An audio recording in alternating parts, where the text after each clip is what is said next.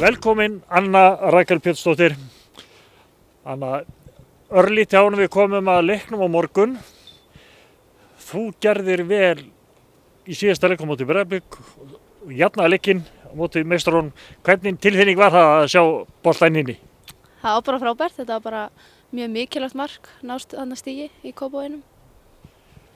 Var þetta eitthvað sem ykkur dreymdi eða áttuðu von á því að þið kemur með stig eða hvernig hugafar var hjá þér til dæmis þegar þú fer inn í svona stór leik eins og móti Íslandsmeisturum?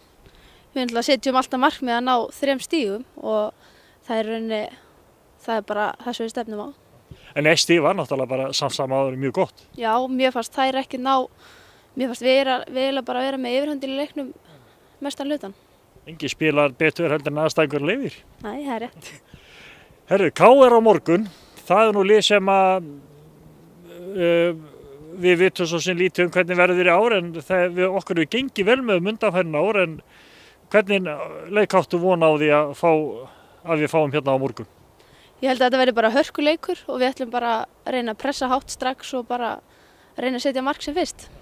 Þetta er náttúrulega lið svo sem KR eins og hinn virðist allir núna geta unnið alla. Já, algjörlega. Þessi deild er bara, maður veit aldrei hvernig fer.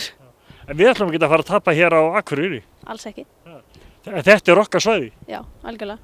Þú ert klára leikinn og ekki góð stemming í hópnum? Jú, alla tilbúnar. Gangi ykkur vel. Takk.